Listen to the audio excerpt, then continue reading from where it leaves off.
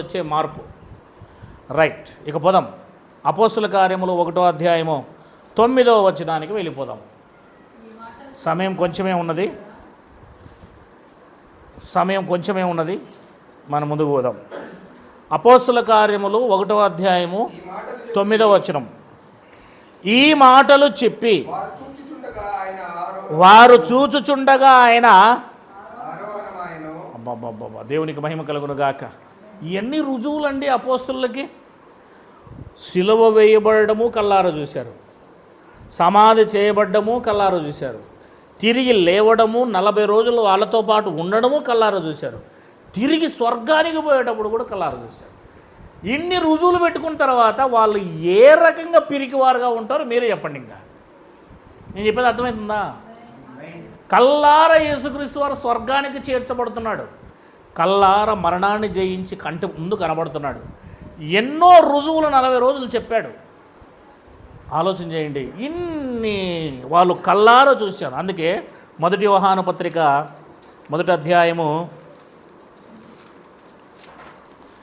1వ వచనం, జీవవాక్యమును గూర్చినది. అదిగో ఆది నుండి ఏది ఉండేనో,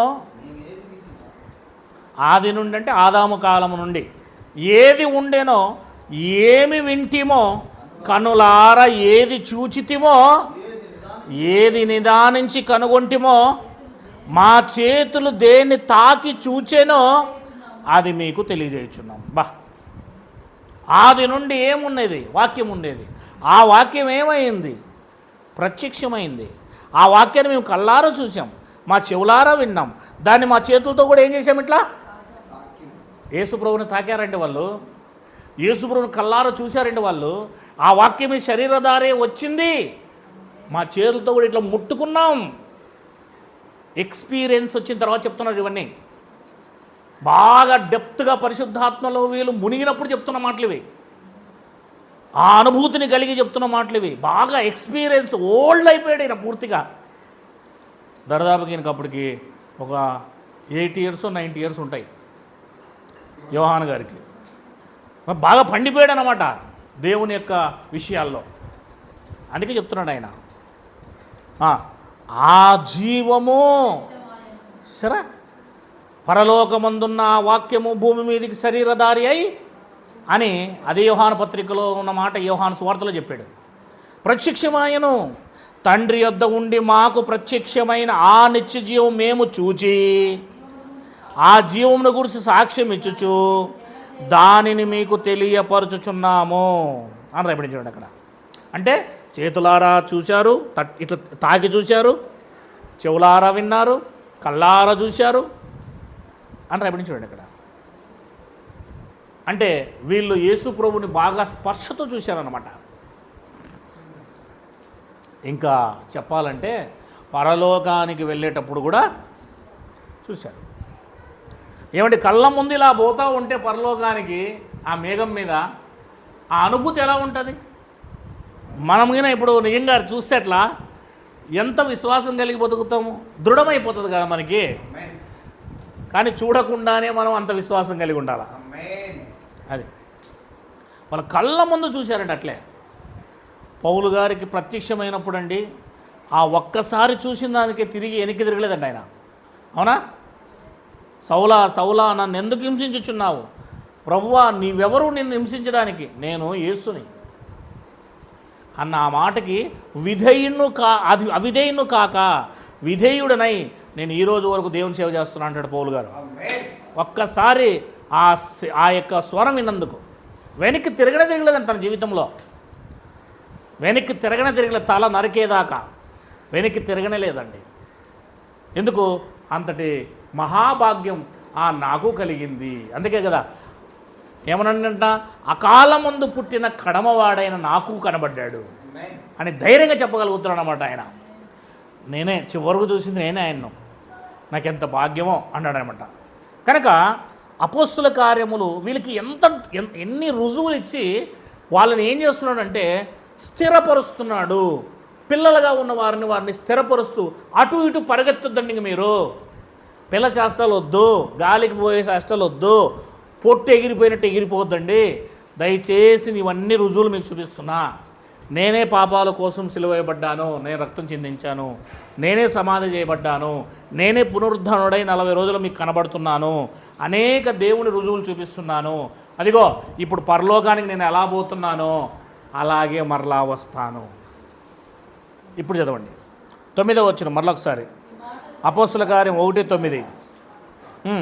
ఈ మాటలు చెప్పి వారు చూచుచుండగా ఎందుకు? సాక్ష్యాలు కావాలి కదా మరి. ఇవన్నీ వాళ్ళ కంటి ముందు ఇవన్నీ చూపించాలి.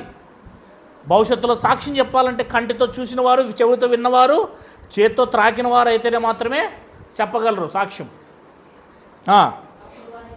అప్పుడు వారి కన్నులు ఎదుట ఒక మేఘం వచ్చి ఆయనను కొనిపోయాను అని రాయబడి చూడండి. కొనిపోయాను.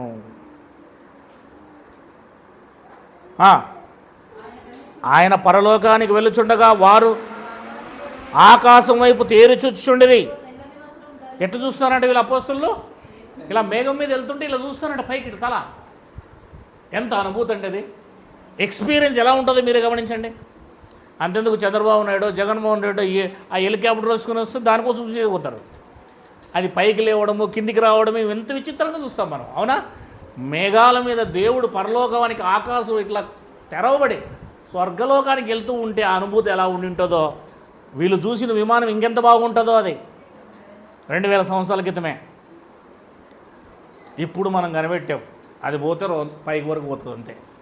ఆలోచన చేయండి. అంత మంచి అనుభూతిని, అంత మంచి సాక్ష్యాన్ని కలిగి ఉన్నారు వీళ్ళు. అంత రియాలిటీగా చూడగలిగారు. ఇదిగో తెల్లని వస్త్రములు ధరించుకొని 2 మనుషులు వారి యొద్ద నిలిచి, గలిలయ మనుషులారా మీరెందుకు నిలిచి ఆకాశం వైపు చూచున్నారు? మీ యొద్ద నుండి పరలోకమునకు చేర్చుకొనబడిన ఈ యేసే చూచిత్రో. అది అల్టిమేట్గా అక్కడున్న దేవదూతలు కూడా ఏమని చెప్పారంటే, ఆయన పరలోకానికి వెళ్ళాడు, అక్కడే ఉండడు, మరలా వస్తాడు, మీరు చూస్తారు. ఆయన వస్తాడు, మీరు చూస్తారు. ఇంకా ఈ మాటలు మనము కొన్ని దగ్గర చూద్దాం రండి. మార్కు సువార్త 16. మార్కు సువార్త 16, 19 వచ్చిన చదవండి. ఈలాగు ప్రభువైన యేసు వారితో మాట్లాడిన తర్వాత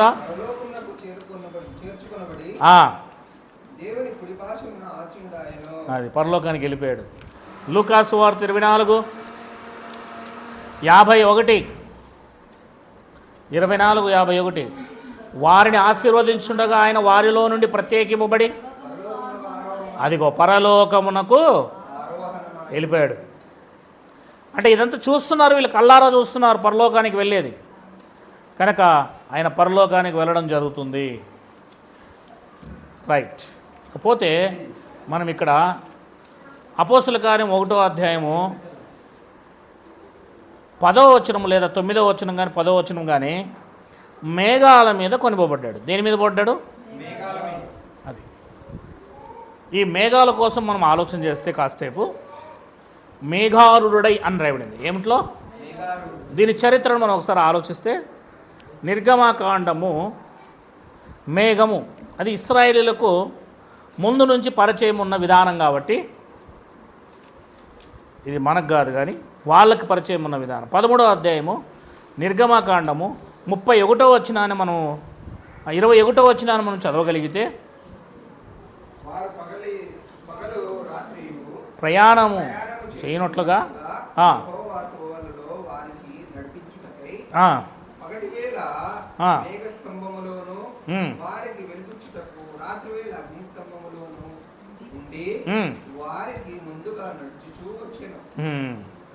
చూసారా? ఆయన పగటి వేళ మేఘస్తంభమునైనను రాత్రివేళ అగ్నిస్తంభమునైనను. ఇక్కడ మేఘము అనే మాట మనం గమనిస్తున్నాం. ఈ మేఘములో ఎవరున్నారు అంటే దేవుడున్నాడు అని చెప్తుంది బైబిల్. అక్కడ మేఘస్తంభములోను వారికి వెలుగిచ్చుటకు రాత్రివేళ అగ్నిస్తంభములోను ఉండి అన్నాడు. అక్కడ ఆ మేఘములో ఉన్నాడు, ఆయన మేఘములో ఉన్నాడు, వారికి వెలుగునిస్తున్నాడు. 16 నిర్గమకాండం 16, 10వ వచనం.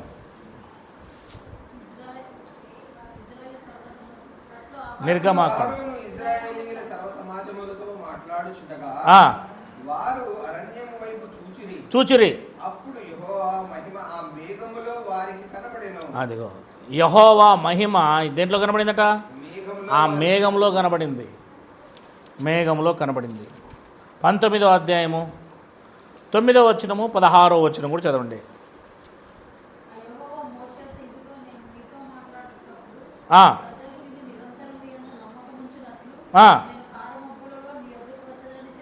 అదిగో కారు మబ్బులలో మీ వద్దకు వచ్చేదనని చెప్పాను అని రాయడం చూడండి.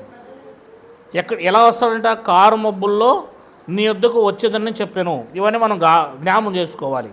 16 చదవండి. మరనాడు ఉదయమైనప్పుడు ఆయన పర్వతం మీద ఉరుములు, మెరుపులు, సాంద్ర మేఘము అని రాయడం చూడండి. బూర యొక్క మహాధ్వని కలగగా పాలెంలోని ప్రజలందరూ వణికిరి. అంటే ఆ మేఘం మీద ఆయన వచ్చాడు. సాంద్ర మేఘము అన్నాడు అక్కడ. 24:15 మోషే కొండకి వీధికి ఎక్కినప్పుడు ఆ మేఘము కొండను అది వచ్చిందా? మేఘం ఉందా? ఆ మేఘంలో ఎవరు వచ్చారు? యెహోవా వచ్చాడు. అక్కడ రాయబడి చూడండి. యెహోవా మహిమ సీనాయి కొండ మీదకి నిలిచాడు. అంటే ఆ మేఘం మీద ఎవరు ఉంటున్నారు? దేవుడు, యెహోవా. ఎవరా యెహోవా? ప్రభువైన యేసుక్రీస్తు వారు. ఆయన మేఘం మీద రావడం పోవడం అది ఆయన వాహనం. అది ఆయన వాహనం. కనుక ఆ మేఘం మీద రావడము పోవడం అనేది ఇశ్రాయేలీయులు పాత నిబంధన కాలం నుంచి చూస్తున్నారు. ఇది వాళ్ళ యొక్క అది దేవుని యొక్క వాహనం అన్న విషయం వాళ్ళకు తెలుసు. మీరు బాగా గమనించాలి. మేఘం మేఘం మేఘం మీద ఎవరు వస్తున్నారు? పాత నిబంధనలో మీరు గమనించాలి. ఇది ఎంత అవసరం ఉంటుందో ఇంకా ముందుకు పోయినప్పుడు మనం చదువుతున్నప్పుడు అన్నీ కనెక్ట్ అవుతుంటాయి. రండి 34 అదే నిర్గమకాండం 5వ వచనం చదవండి తొందరగా.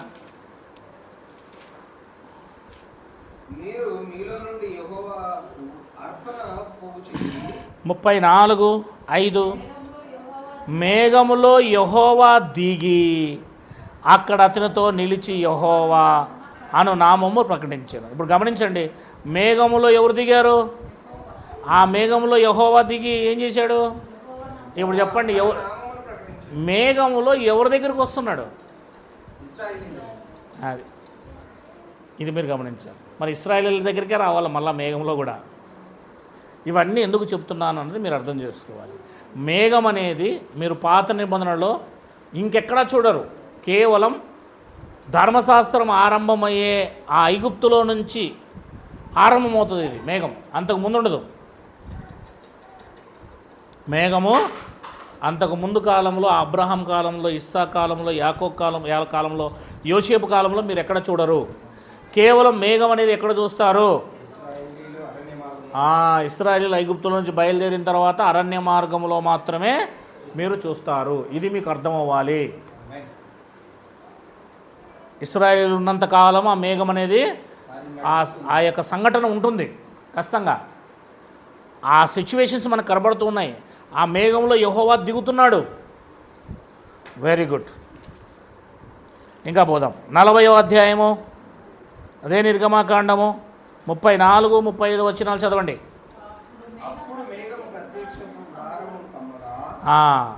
దేవుని మందిరాన్ని, గుడారమును మేఘం ఏం చేసింది?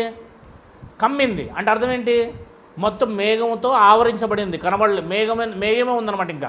ఇంకా అది కనబడతలేదు. ఇప్పుడు ఎగ్జాంపుల్ పొగమంచు వచ్చిందనుకోండి, మన ఇల్లు పొగమంచు చుట్టూకిన మన ఇల్లుని కప్పేస్తే మన ఇల్లు కనబడుతుందా? ఆ రకంగా మేఘం పూర్తిగా మందిరాన్ని ఏం చేసేసింది? కమ్మేసింది, ఆవరించింది, పొగతో కమ్మేసింది. యెహోవా యొక్క తేజస్సు ఆ మందిరమును నిండెను. ఆ మందిరము మేఘము మందిరం మీద నిలుచుడు చేత మందిరం యెహోవా తేజస్సుతో నిండెను కనుక మేఘం మందిరం మీద నుండి పైకి వెళ్ళినప్పుడును ఇశ్రాయేలు ప్రయాణమైరి. ఇదే వారి ప్రయాణ పద్ధతి. ఆ మేఘం పైకి వెళ్ళినలా అది వెళ్ళు దినం వరకు వారు ప్రయాణం చేయుచుండిరి. అంటే ఇశ్రాయేలు కన్నుల ఎదుట పగటివేళ ఆ మేఘము మందిరం మీద ఉండెను, రాత్రివేళ అగ్ని దాని మీద ఉండెను. వారి సమస్త ప్రయాణములు ఇలాగే ఆ దేవాలయం ఉన్నంత వరకు మేఘం అనేది ఉండాల్సిందే. అర్థమవుతుందా? కనుక ఈ మేఘం అనే సిచ్యువేషన్ లేకపోతే కాన్సెప్ట్ అనేది ఇది ధర్మశాస్త్రానికి ఇశ్రాయేలీలకి ముడిపడి ఉంది. ఇది నాకు నీకు సంబంధించినది కాదు. అవునా లేదా? ఇప్పుడు ఏదో మేఘంలో వస్తాడని నువ్వు క్రైస్తవుడిగా ఎదురు చూడొద్దు. నీకు మేఘమే లేదు. ఏంటి? నీకు మేఘమే లేదు. పొరపాటు పడి మేఘం మీద కాలు పెట్టినావు అనుకో కింద పడిపోతావు. అవునా లేదా? ఏ మేఘం ఇది? ఈ మేఘం వేరు, ఆ మేఘం వేరు. కొంతమంది మేఘం మీద నిలబడదామని చెప్పేసి హెలికాప్టర్లోంచి మేఘం మీద దూకినాననుకో, అదేమో నిలబడడానికి ఏమైనా నేల నాదే, పొగ, కిందికి వచ్చేస్తావు. పారాచూట్ లేకపోతే చచ్చిపోతావు. అంతేలే కదా? కనుక ఈ మేఘం యొక్క కాన్సెప్ట్ అనేది పాత నిబంధనకి ఇజ్రాయేలీలకి లింకప్ అయి ఉన్నది. ఇవన్నీ మనం బాగా గమనించాలి. ఇక పోదాం, మేఘంతో ఇంకా పని ఉంది మనకి. యెషయా గ్రంథం 19వ అధ్యాయం 1వ వచనం. 19వ అధ్యాయం 1వ వచనం. ఐగుప్తుని గూర్చిన దేవోక్తి. యెహోవా వేగము గల మేఘం ఎక్కి ఐగుప్తు విగ్రహముల ఆయన సన్నిధిని కలవరబడును. ఐగుప్తీయుల గుండె అంటే ఇప్పుడు ఇక్కడ మేఘం ఎక్కి ఎక్కడికి వస్తున్నాడు? ఐగుప్తుకి. ఎందుకు వస్తున్నాడు? ఇక్కడ మేఘం ఎక్కి వస్తున్నాడు అంటే అర్థం ఏంటంటే ఐగుప్తుకు తీర్పు చేయడానికి దేవుడు వస్తున్నాడు అని అర్థం చేసుకోవాలి. ఈ కాన్సెప్టే మనకు ప్రకటన గ్రంథములో యేసుక్రీస్తు వారు కనబడతారు. ఇక్కడ గమనించండి, ఐగుప్తునకు తీర్పు తీర్చడానికి దేవుడు ఎలా వస్తున్నాడు? మేఘం ఎక్కి. ఎవరి ద్వారా వస్తాడు? ఇప్పుడు మేఘము ఎక్కి ఐగుప్తునకు వస్తున్నాడు. తీర్పు ఎవరికి? ఎవరిని వాడుకుంటాడు? 23వ వచనం. 23వ వచనం. ఆ దినమున ఐగుప్తీయులకును ఐగుప్తీయులు అశ్షూరుకును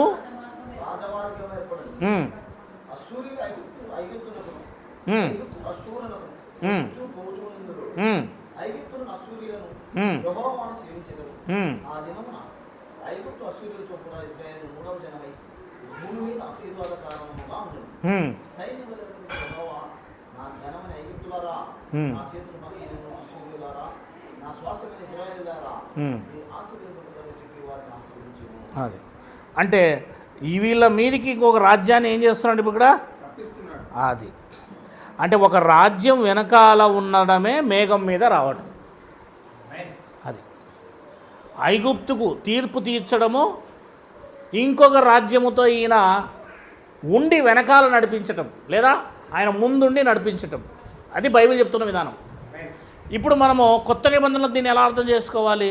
ఇశ్రాయేలీల మీదకి, యూదుల మీదకి రోమా సామ్రాజ్యాన్ని తీసుకొని దేవుడు రావడమే ఆయన యొక్క రాకడ. ఆయన యొక్క రాకడ ఇక్కడ ఏమన్నాడు? ఇప్పుడు 19వ అధ్యాయం 1వ వచనం మళ్ళీ చూద్దాం. ఐగుప్తును గూర్చిన దేవోక్తి. యెహోవా వేగము గల మేఘము ఎక్కి ఐగుప్తునకు, అంటే ఇది రాకడే కదా. ఇది వచ్చుచున్నాడు అంటే రాకడే కదా. మనం కొత్త నిబంధనలో యేసుక్రీస్తు వారి కోసం రెండవ రాకడాన్ని ఎందుకంటున్నామంటే, ఒకటి శరీరకంగా వచ్చాడు కనుక, రెండవది రావాల్సి ఉంది కనుక, దాని అందుకే అంటున్నాం రెండవ రాకడాని. కానీ పాత నిబంధనలో యేసుక్రీస్తు వారు ఎన్నోసార్లు వచ్చాడు. అశ్షూరుల మీదకి ఐగుప్తుల వెనకాల ఉండి, మాదీయ పారసీకుల వెనకాల ఇశ్రాయేలు ఎవరు బబులోనీల వెనకాల ఉండి, గ్రీకులు వెనకాల మాదీయ పారసీకులు గెలవడానికి, రోమీలు వెనకాల గ్రీకులు గెలవడానికి, ఇశ్రాయేలు వెనకాల రోమీలు గెలవడానికి.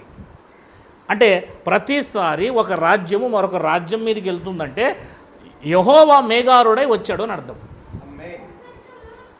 యుద్ధము జరుగుతుంది అంటే దాని వెనకాల దేవుని హస్తం ఉంది అని అర్థం చేసుకోవాలి.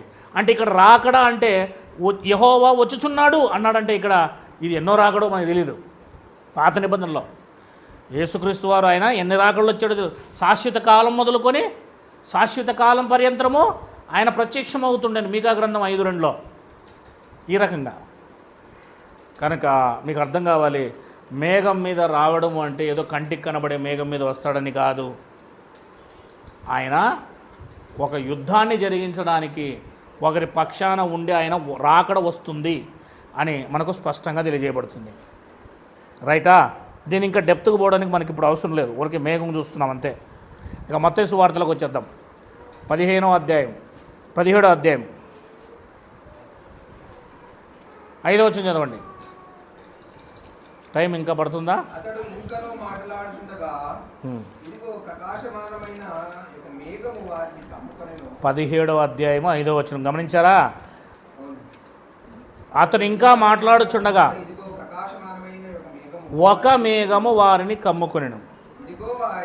ఇదిగో నా ప్రియకుమారుడు ఈయన నేను ఆనందించున్నాను, ఈయన మాట వినుడని ఒక శబ్దం ఆ మేఘంలో నుండి. అదిగో మేఘం వచ్చింది, ఆ మేఘంలో ఇద్దరు వచ్చారు దేవదూతలు, లేదా మోషే ఏలియాలు. ఆ ఏలియా మోషే వచ్చినప్పుడు అక్కడ పేతురు, యోహాను, యాకోబు ఉన్నారు. ఈ మేఘంలో నుంచి వాళ్ళతో మాట్లాడుతున్నాడు. ఈ మేఘంలో నుంచి మాట వస్తూ ఉంది, ఏమని? ఈయన నా ప్రియకుమారుడు, ఈయన నేను ఆనందించుచున్నాను అనే మాట వస్తూ ఉంది. ఆ తర్వాత ఆ మేఘం మీద ఎక్కి మరి మోషే ఏలియాలు తిరిగి వెళ్ళిపోయినట్లుగా మనకు తెలుస్తుంది. అంటే మేఘం అనే కాన్సెప్ట్ ఇక్కడ కూడా కనబడుతుంది. ఇక ప్రకటన గ్రంథానికి వెళ్ళిపోదాం. నిజంగా ఆయన రాకడలో మేఘంలో వచ్చాడా అనే దాన్ని మన ప్రకటన గ్రంథంలోనే చూడగలం. 10వ అధ్యాయం 1వ వచనం.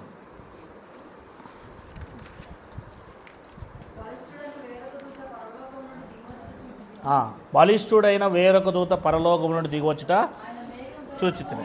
అదిగో ఏం ధరించుకున్నాడు అంటే మేఘం మీద వచ్చాడనే కదా అర్థము. అంటే ఇప్పుడు రాకడ జరుగుతుందా లేదా? ఇక్కడ యేసుక్రీస్తు రాకడ జరుగుతుంది చూడండి. ఆయన ధరించుకొని ఉండేను, ఆయన శిరస్సు మీద ఇంద్రధనస్సు ఉండెను, ఆయన ముఖము సూర్యబింబం వలె, ఆయన పాదములు. అది ఎందుకు ఇలా కనబడుతున్నాడు అనంటే యేసుక్రీస్తు రెండవ రాకడలో ఆయన తీర్పు తీర్చేవాడిగా వస్తున్నాడు కనుక ఇలా కనబడుతున్నాడు. 1వ అధ్యాయము ప్రకటన గ్రంథం 7వ వచనం.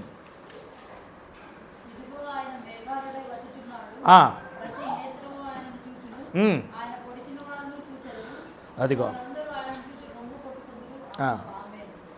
ప్రతి నేత్రము అంటే మనం అందరం అని కాదు, దీన్ని బైబిల్లో కాన్సెప్ట్ బట్టి అర్థం చేసుకోవాలి. ఆ రోజు ఎవరు పొడిచారో, ఎవరు ఆయనను సిలువేశారో వాళ్ళు. ఇక 14వ అధ్యాయము అదే ప్రకటన గ్రంథం 14వ వచనం. మరియు నేను చూడగా ఇదిగో తెల్లని మేఘం కనబడెను, మనుష్య కుమారుని పోలిన వాడు కూడా ఆ మేఘం మీద. పరలోకానికి వెళ్ళేటప్పుడు మేఘం మీదే వెళ్ళాడు. ఇప్పుడు పరలోకం నుంచి దిగొచ్చినప్పుడు కూడా ఎక్కడ దేని మీద కనబడుతున్నాడు? ఇది చూస్తున్నాడు లేదా యోహాను గారు? మీరు చూస్తారని చెప్పాడు కదా, ఇప్పుడు చూస్తున్నాడు. మరి ఆయన శిష్యులు ఆయన శిరస్సు మీద ఆయన శిరస్సు మీద స్వర్ణ కిరీటమును, చేతిలో వాడిగల కొడివిలి. అప్పుడు వెడలి వచ్చి భూమి పైరు పండి ఉన్నది, కోతకాలం వచ్చి ఉన్నది, నీ కొడవలు పెట్టి. అదిగో మేఘం మీద ఆసీనుడై ఉన్నవాడు తన కొడవలి భూమి మీద వేయగా భూమి పైరు కోయబడెను. అంటే తీర్పు, ఇశ్రాయేలుకు తీర్పు. అంటే మేఘం మీద ఎవరు కూర్చొని ఉన్నారు? యేసుక్రీస్తు వారు. అంటే మేఘం మీద వచ్చారు. ఆయన చేతిలో ఏముంది? కొడవలి అన్న కత్తి అన్న ఒకటే. ఆ కత్తి కిందికి వేసాడు, ఆ కొడవలి కిందికి వేసాడు. వేయగానే ఏం కోయబడింది? పైరు. పైరు అంటే ఎవరు? ఇశ్రాయేలీలు. కోయబడిన తర్వాత వాళ్ళని తీసుకెళ్ళిపోయి ఎక్కడ వేశారు? ద్రాక్ష తొట్టెలో వేశారు. ఆ ద్రాక్ష తొట్టెలో ఇప్పుడు ఏం చేస్తున్నాడు ఈయన యేసుక్రీస్తు వారు? త్రొక్కుతున్నారు. త్రొక్కితే రక్తం ఇలా, ద్రాక్షరసం తొక్కినప్పుడు రక్తం ద్రాక్ష ఇలా పోతుంది కదా, అదే దాని వర్ణన చెప్తున్నాడు ఇక్కడ రూపకలంకారంగా. ఇంకొక దూత పరలోకమందు ఆలయంలో నుండి వెలువచ్చి అతని యొద్ద ఏముందట? వాడిగల కొడవలు ఉండెను. మరి ఒక దూత బలిపీఠమును విడలు వచ్చాను. ఇతడు అగ్ని మీద అధికారం ఉందన్నవాడు. ఇతడు వాడిన కొడువులుగాను వాని గొప్ప స్వరముతో పిలిచి భూమి మీద ఉన్న ద్రాక్ష పండ్లు పరిపక్వమైనవి, వాడి అయిన నీ కొడవలి పెట్టి దాని గెలలు కోయమని చెప్పాను. కాగా ఆ దూత తన కొడవలి భూమి మీద వేసి భూమి మీద ఉన్న ద్రాక్ష పండ్లను కోసి దేవుని కోపమును ద్రాక్షల పెద్ద తొట్టిలో వేశాను. ఆ ద్రాక్షల తొట్టి పట్టణమునకు వెలపట త్రొక్కబడెను. 100 కోసలు దూరము గుర్రముల కళ్ళెం వద్దకు ద్రాక్షల తొట్టిలో నుండి రక్తం ప్రవహించు. ద్రాక్ష దాంట్లో నుంచి రసం రావాలి, కానీ రక్తం ఎట్లా వస్తుంది అంటే 2 కలుపుతున్నాడు అనమాట ఇక్కడ. అంటే ఇశ్రాయేలు దేశం మీదకి ఎవరు వచ్చారు? రోమా సామ్రాజ్యం. మొత్తం వాళ్ళని AD 70లో ఏం చేశారు? చంపగా ఆ లోపల వీధుల్లో నుంచి బయట వరకు రక్తం ప్రవహించింది. ఇది రూపకలంకారంగా చెప్తున్నాడు అనమాట. కోసేస్తే ఆ పంటకు తీర్పు జరుగుతుంది, ఇక్కడ జడ్జిమెంట్ జరుగుతూ ఉంది. గోధుమలన్నీ ఒక పక్క వచ్చేసాయి, గురుగులన్నీ ఆ గురుగుల్ని కాలుస్తున్నాడు ఇప్పుడు ఇక్కడ. ఇదే విధానం. గురుగులంతా కూడా కాలిపోతున్నాయి ఇప్పుడు ఇక్కడ. గురుగులకు తీర్పు జరుగుతూ ఉంది. గోధుమలన్నింటినీ కూడా అపోస్తులు ఏం చేశారు? వేరు చేసేశారు, పీకేశారు, దాన్ని వేరు చేసేసారు అపోస్తులు. గోధుమలన్నీ బయటపడ్డాయి, గురుగులన్నీ బయటపడ్డాయి. ఇప్పుడు కట్టి దాన్ని ఏం చేస్తున్నాడు ఒక దగ్గర? అంటే రోమా సామ్రాజ్యంలో ఒక క్రైస్తవుడు కూడా వాళ్ళ చేతిలో దొరికి చచ్చిపోలేదు. ఎప్పుడు? ఆ యెరూషలేము మీదకి వచ్చినప్పుడు. మిగతా వాళ్ళందరూ బయటికి వెళ్ళిపోయారు అని మీరు అర్థం చేసుకోవాలి. అంటే మేఘం కనబడుతుంది, మనకు మేఘం అనేది కనబడుతుంది. ఇంకా దానియేలు గ్రంథము 7వ అధ్యాయము తొందరగా 15వ వచనం చదవండి.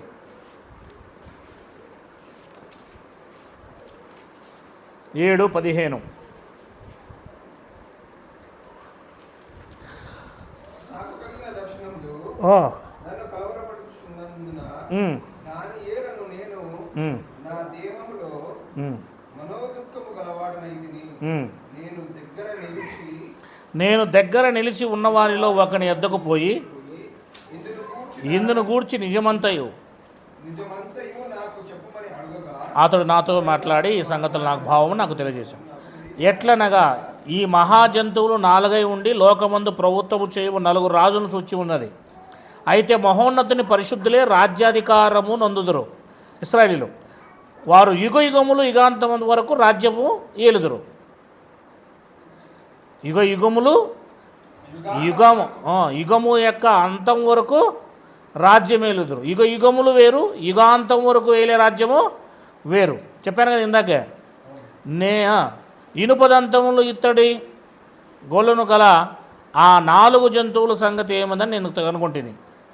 ఇదంతా కూడా వివరణ ఇచ్చుకుంటూ వస్తున్నాడు, మీరు వినాలి, బాగా అర్థం చేసుకోవాలి. దానికంటే ముందు 13వ వచనం చదవండి. రాత్రి కలిగిన దర్శనము నేను ఇంకా చూచుండగా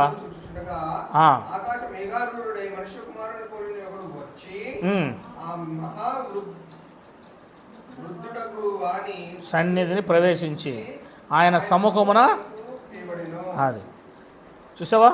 ఎవరైనా అదే ఆకాశమేఘారుడై మనిషి కుమారుడు అన్నాడు అక్కడ. అంటే మనిషి కుమారుడు దేని మీద వచ్చాడు? ఇది భవిష్యత్తులో జరగబోతుంది దానియేలు గారికి. ఎప్పుడు? 4 రాజ్యాలు ఉన్నప్పుడే. ఏంటా 4 రాజ్యాలు? బబులోనీయులు మొదలుకొని గ్రీకు రోమా సామ్రాజ్యం వరకు. రోమా సామ్రాజ్య కాలంలోనే ఆయన మేఘారుడై వస్తాడని చెప్తుంది బైబిల్ క్లియర్గా. ఇంకేముంది? ఇక 26వ అధ్యాయం మత్తయి సువార్తలో స్వయాన యేసుక్రీస్తు వారు శాస్త్రులతో పరిసయ్యులతో పెద్దలతో చెప్పిన మాట 64. ఇది మొదలుకొని మనిషి కుమారుడు సర్వశక్తిని కుడిపార్శ్వమున కూర్చుంటుటయు ఆకాశ మేఘారుడై వచ్చుటయు మీరు చూచుతురని చెప్పగా ప్రధాన యాజకుడు తన వస్త్రము చింపుకొని వీడు దేవదూషణ చేశాను అని రాయబడింది అక్కడ. అంటే దేవదూషణ అంటే అర్థం ఏంటి? మేఘాల మీద వచ్చేది ఎవరు? ఎప్పటికీ పాత నిబంధనలో వీళ్ళకి అర్థం కాలే. ఇప్పుడు ఇక్కడ నేను మేఘం మీద వస్తాను, దేవుని కుడిపార్శ్వమున కూర్చుంటాను అన్నపాటికే వీళ్ళకి నువ్వు దేవునిగా హెచ్చిస్తున్నావు.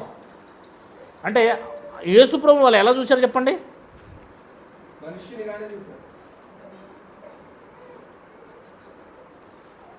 ఇప్పుడు నరేంద్ర మోడీ ఉన్నాడు, ఆయన ఒక రైతులాగా మారువేషం వేసుకొని మన ముందు నడుచుకుంటూ పోతున్నాడు అనుకో, ఎవడైనా పట్టించుకుంటాడా?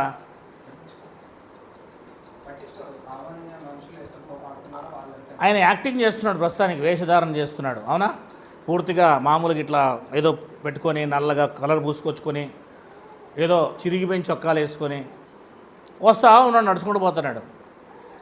అప్పుడప్పుడు రాళ్ళు తీసుకొని ఏం చేస్తున్నాడు, మనం అందరి మీదకి విసురుతూ ఉన్నాడు, కొడతా ఉన్నాడు మనల్ని. అప్పుడు మనం ఏం చేస్తాం, అతన్ని మనం ఖచ్చితంగా అతన్ని పిచ్చోడు అనడమే కాదు, అతను కొట్టడానికైనా ప్రయత్నం చేస్తాం, అతను బంధించడానికైనా మనము ప్రయత్నం చేస్తాం, పిచ్చి ఆసుపత్రులకు తీసుకుపోయిన పెడాలని ప్రయత్నం చేస్తాం. ఎందుకు? అతను మనము నరేంద్ర మోదీ అని అనుకోలేదు, ఎవడో పిచ్చోడు అనుకున్నాం. ఇప్పుడు యేసుక్రీస్తును కూడా పరిసయ్యులు, శాస్త్రులు, సద్దుకయ్యులు, యూదులు, ఇశ్రాయేలీలు ఎదురుగా నిలబడ్డా ఆయనని ఏమనుకుంటున్నారు? అది. కానీ ఆయన నిజంగా ఎప్పుడైతే నరేంద్ర మోడీ ఇవన్నీ వేషాలన్నీ తీసి మన ముందు డ్రెస్ అంతా తీసి, చిరిగిపోయిన డ్రెస్ తీసేసి మంచి డ్రెస్ వేసుకుని నిలబడ్డాననుకో, మనం వెంటనే ఏమవుతాము? ప్రధానమంత్రి. అయ్యో అంటే యేసు ప్రభు వారు కూడా పిచ్చివాడిగా కనబడ్డాడు వాళ్ళకి, వెర్రివాడిగా కనబడ్డాడు వాళ్ళకి.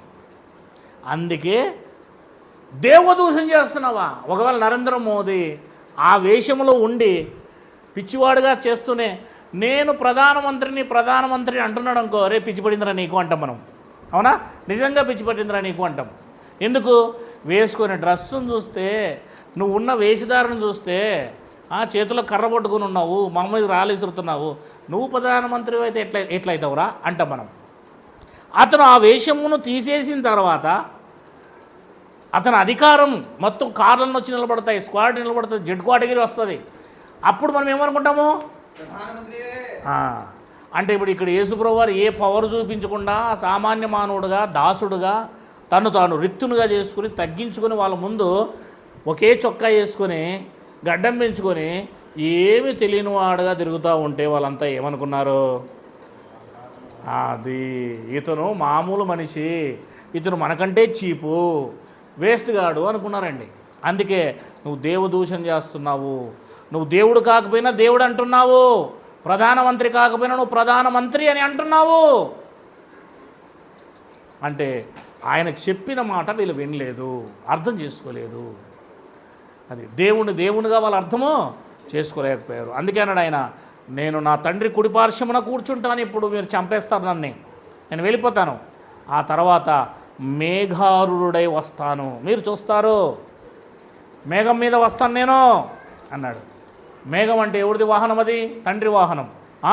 నువ్వు తండ్రి వాహనం మీద వస్తావా? నువ్వు మేఘారుడై వస్తావా? నువ్వు దేవుని కుడిపార్శ్వమున కూర్చుంటావా? ఒరే పిచ్చోడా, దయ్యం పట్టినోడా అని వాళ్ళు ఆవేలో చూస్తున్నారు. ఇది మనం అర్థం చేసుకోవాలి. మేఘారుడై అనే దానికి అర్థమైనప్పుడు మీకు మేఘము అనేది అది ఇశ్రాయేలీ లేక కాన్సెప్ట్, అది యూదు లేక కాన్సెప్ట్, అది మనకి ఏమాత్రము సంబంధించింది కాదు. దాని గురించి ఆలోచించడానికి వీలు లేదు. ఇది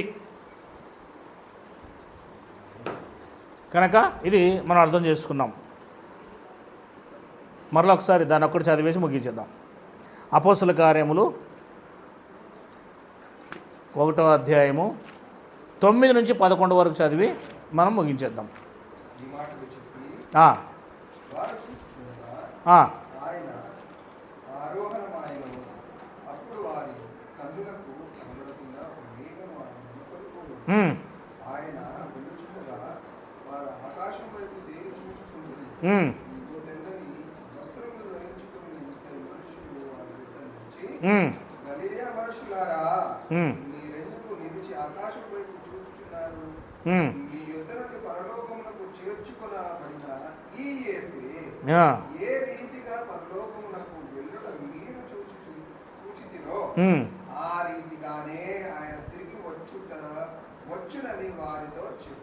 అదిగో అంటే వీళ్ళే చూస్తారు, వీళ్ళ దగ్గరికే వస్తాడు.